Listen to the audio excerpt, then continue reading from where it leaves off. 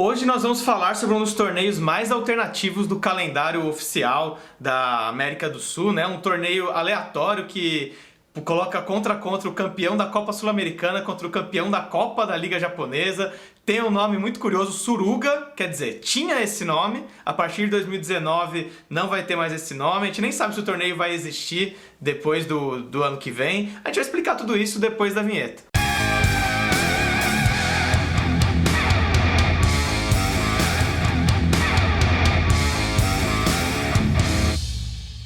O Esporte Interativo Plus é um serviço digital que te dá acesso ao melhor conteúdo de esportes ao vivo e on demand. As partidas ficam disponíveis na plataforma para você ver quando quiser, jogos do brasileiro exclusivos, das competições europeias. Você pode assistir em qualquer lugar que quiser, no smartphone, computador, tablet, Smart TV, Apple TV. Confere o link na descrição. Talvez seja o nosso humor de quinta série, que a gente vê graça no nome desse torneio, Suruga.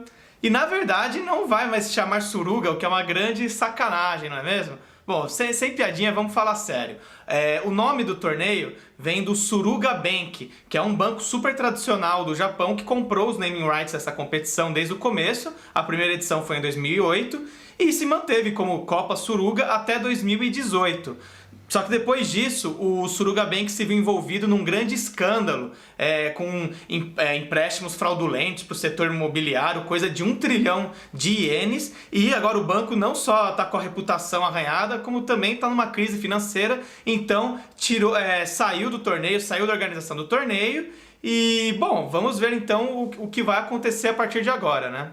Em 2019, então, o torneio não se chama mais Copa Suruga, chama Copa, né, final entre o campeão da Sul-Americana e o campeão da Copa da Liga Japonesa. Isso tem um nome em inglês que praticamente quer dizer isso, que, enfim, esse é o confronto aleatório que o torneio se propõe a fazer desde do começo. Em 2019 a gente vai ter, então, o Atlético Paranaense, campeão da Copa Sul-Americana 2018, contra o Shonan Bellmare do Japão, campeão da a última Copa da Liga Japonesa. Algumas curiosidades: o Shonan Bellmare, ele veste Pênalti, né? Uma marca brasileira, é a fornecedora de material esportivo deles. Também é o time que revelou o Nakata. Vai ser bem interessante esse confronto, até porque vai ser a chance dos sul-americanos empatarem a disputa com os japoneses. Muita gente devia achar que os sul-americanos iam ter grande vantagem, né, nessa disputa, mas não. A verdade é que nas 11 edições até aqui, a gente teve 6 títulos para os times do Japão e 5 títulos para os times da América do Sul.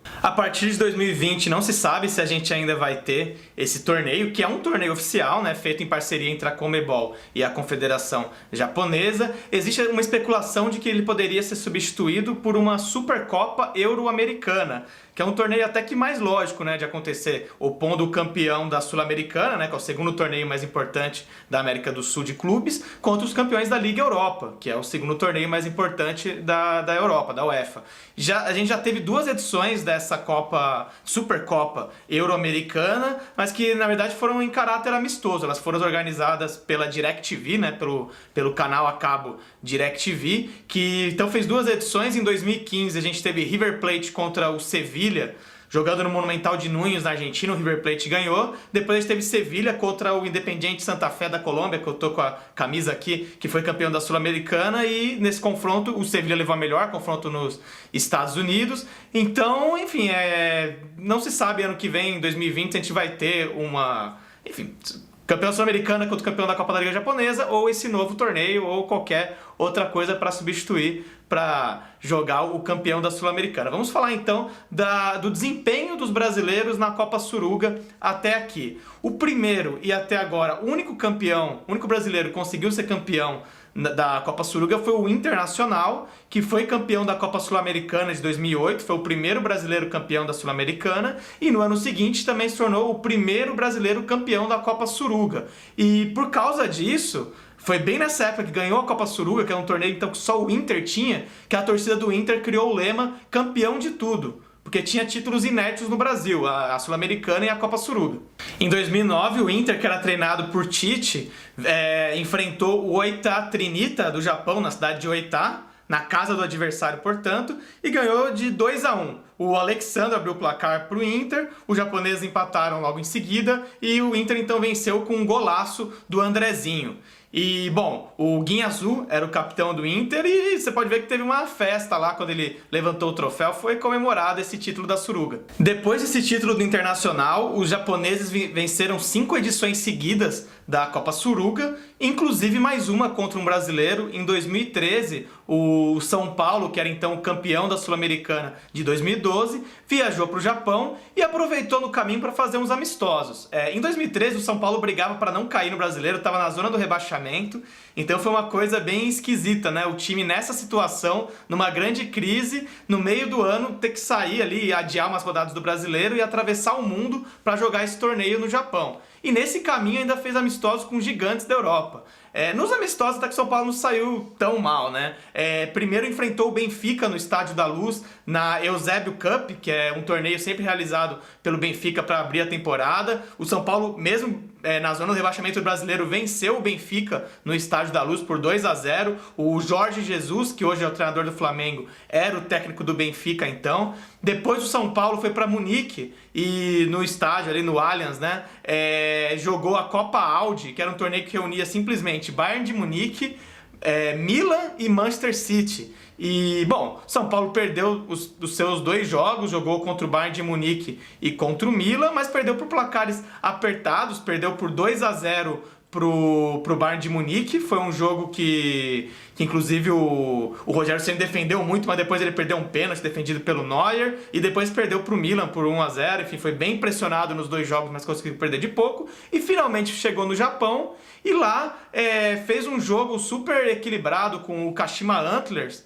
que era o campeão da Copa da Liga Japonesa de então, jogando em Kashima, né? Quase sempre os times jogam na casa do adversário, e o jogo estava empatado por 2-2 até o finzinho. O São Paulo chegou a sair na frente, né? O Ganso e o Aloysio fizeram os gols do São Paulo, e para os japoneses, o Osako, que é um jogador que hoje está no Werder Bremen, fez um hat-trick, fez 3 gols. O último gol no último minuto do jogo, né, já nos acréscimos do segundo tempo, que então deu esse título da Copa Suruga para o Kashima. Em 2017, a Chapecoense representou o Brasil na Copa Suruga. A Chape foi declarada campeã da Copa Sul-Americana 2016, após o trágico acidente de avião que... Felizmente a gente conhece bem a história, né? A Chapecoense foi campeã da Sul-Americana então, e nesse ano de reconstrução da Chape em 2017, disputou a Copa Suruga. A gente fez um vídeo já contando tudo o que aconteceu nesse ano de 2017, como que a Chapecoense reagiu ao acidente, como foi o ano de reconstrução, depois teve ainda uma vaga para a Libertadores. Vale dar uma olhada no nosso vídeo. E bom, um dos momentos mais marcantes desse ano da reconstrução foi justamente a trajetória da Chapecoense até o Japão para jogar a Copa Suruga. O time, assim como São Paulo, aproveitou para fazer alguns amistosos na Europa. O primeiro deles foi o troféu Juan Gamper, né, que é um torneio tradicionalíssimo realizado no Camp Nou pelo Barcelona, desde os anos 60, que o Barcelona sempre convida um time ou mais de um time, monta ali um quadrangular para começar a temporada, e no ano de 2017 convidou a Chapecoense. E a Chape fez uma camisa especial para jogar esse torneio, né? Uma camisa toda estrelada. E bom, muita gente pensa que essa camisa é uma coisa, um mito que acabou repercutindo, né? Que as estrelas na camisa representavam os mortos do acidente de avião, foram 71 mortos. Na verdade, não.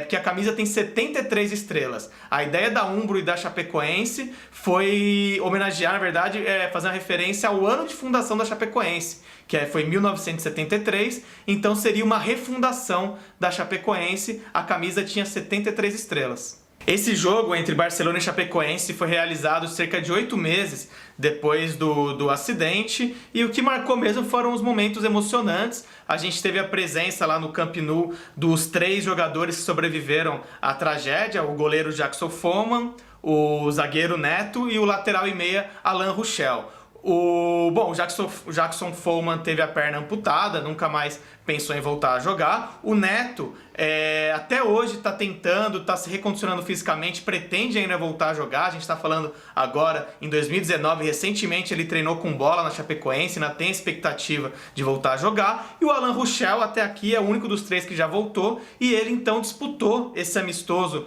contra o Barcelona. Foi a volta dele a um jogo, né? E foi um momento emocionante, ele no campo, foi saudado por por toda a torcida, os jogadores aplaudiram dentro de campo. O placar do jogo foi 5-0, o Barcelona perdeu um pênalti ainda, mas isso pouco importou, foi muito mais o simbolismo daquele jogo. Depois disso, já no dia seguinte, a Chapecoense foi para Lyon e fez um amistoso no CT do Olympique Lyon, perdeu por 2-1, mas aí foi um amistoso entre os reservas, chegou até a sair na frente, perdeu de virada. Então, encerrada essa primeira turnê europeia, a Chape foi lá para o Japão jogar a Copa Suruga, enfrentou o Urawa Red Diamonds na cidade de Saitama, e o jogo estava empatado até os acréscimos do segundo tempo, quando, a exemplo do que aconteceu com o São Paulo em 2013, a Chapecoense também levou um gol nos acréscimos, um gol de pênalti do Abi, e com isso o Urawa Red foi o campeão da Copa Suruga.